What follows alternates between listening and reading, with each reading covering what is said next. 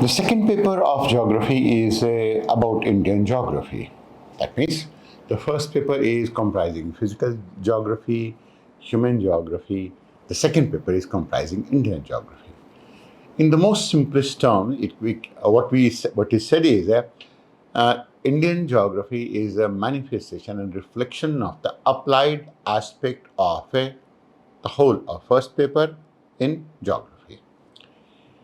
That means it's application of geomorphology, application of climatology, application of oceanography, application of biogeography, environmental geography, application of human geography, economic geography, settlement geography, regional planning, and what not. It is indeed correct. And having known the first paper, second paper is going to be generally very, very easy.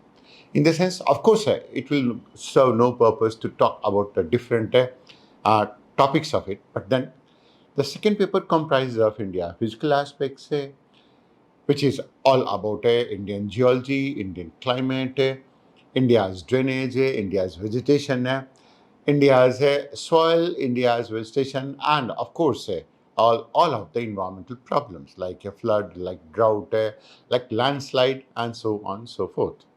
That is physical aspect. Resource section is about land resources, water resources, mineral resources, energy resources, biotic resources. That's the second section.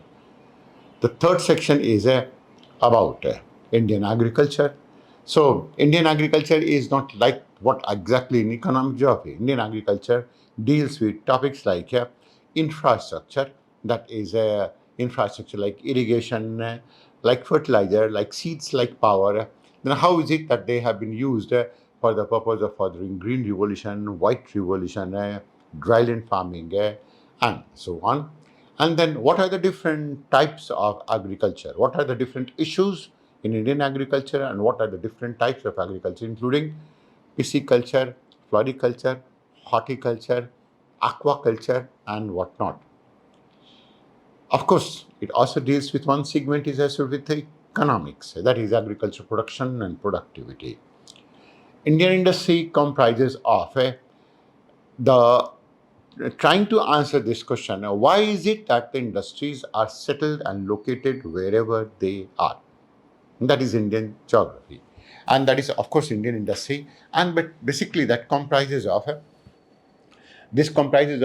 sections like that of one. Once you understand it and imagine it, it will go to comprise of one section that is complete economics, like industrial development, industrial growth, industrial policy, and so on. That is economics, complete economics.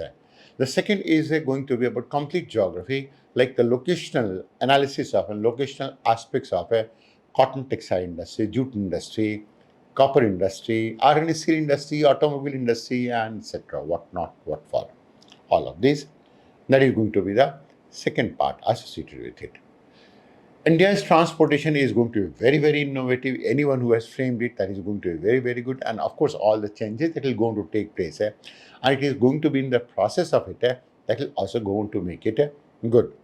For example, you once you understand what exactly it comprises of, so it comprises of all the forms of transportation, including road transportation, rail transportation, then inland water transportation, and then over and above the new communication technology, like mobile technology, like satellite technology, the role of ISRO, satellite communication, and its a significant role in all of these aspects.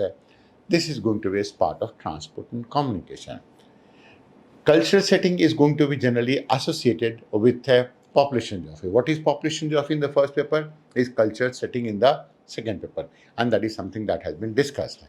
And then settlement geography is again all about what exactly that you have seen in the first paper is the manifestation of it, and that is also that has been dealt with. Like it will go to deal with rural settlement types, patterns, internal structure of cities, the nature of the rural fringe, the nature of the urban sprawl in India, etc., etc. That is a part of it.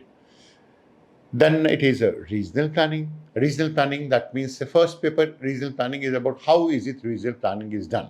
In second paper, regional planning is going to be all about what are the components of regional planning for India and for a country like India. Components of it. That's going to be another example.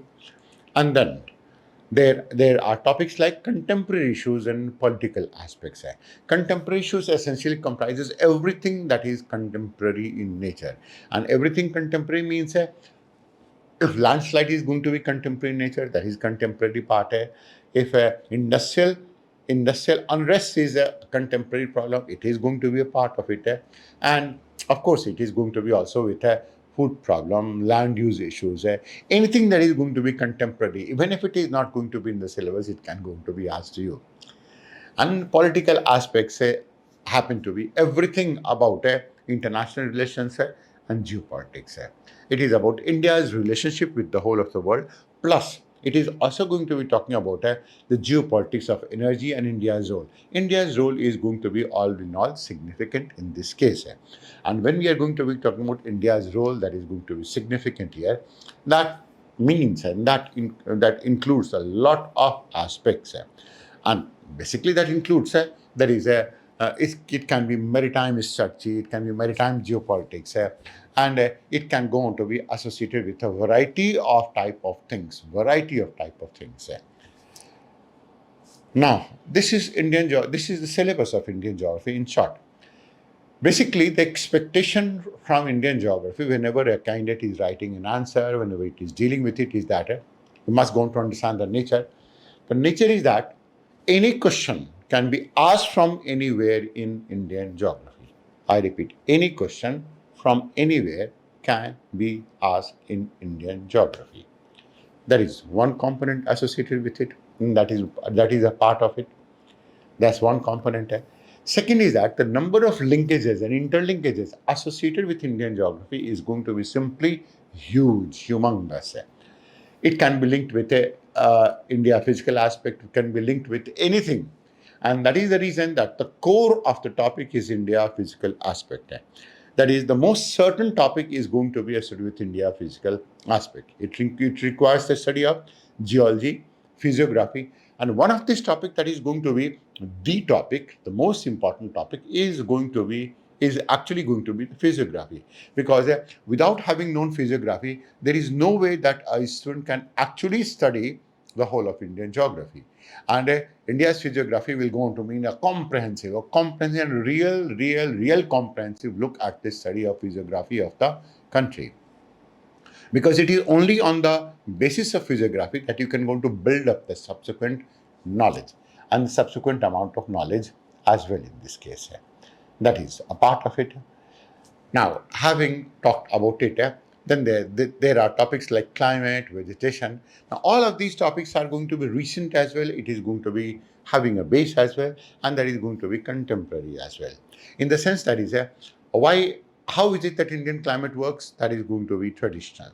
That is, of course, this traditionality is always going to be changing, but then there is no mention of topics like that of weather forecasting. And this is a topic that can always be asked, despite the fact that it is not going to be in your syllabus.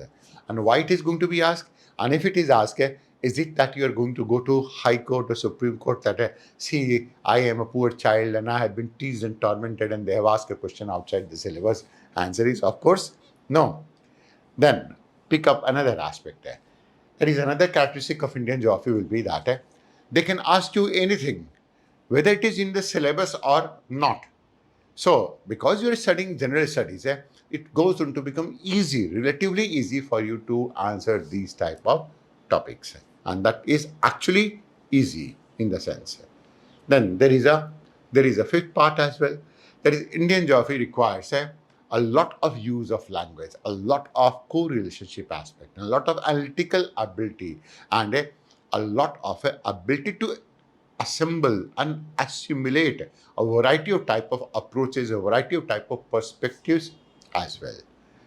That's largely because it is going to be applied. And because it is going to be applied, that's the basic reason that it requires all of these components. And that is the basic part associated with it. That is what exactly is Indian geography. So, having dealt with it, subsequently you will come to know about the finer nuances of almost each and every section of it. But then this is what exactly it rests. It is generally. Now, as we have talked about, that is what can be the possible form of a question that can be asked from all of these sections, and what is the nature of the question that are asked. That is a separate section, and that is of course, you will be coming across it as well.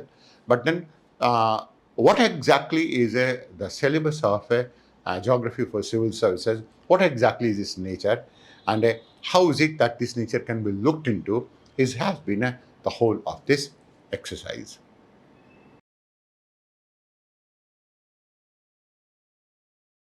To have more such discussions and analysis, subscribe to our channel and hit the bell icon for notifications on our upcoming videos.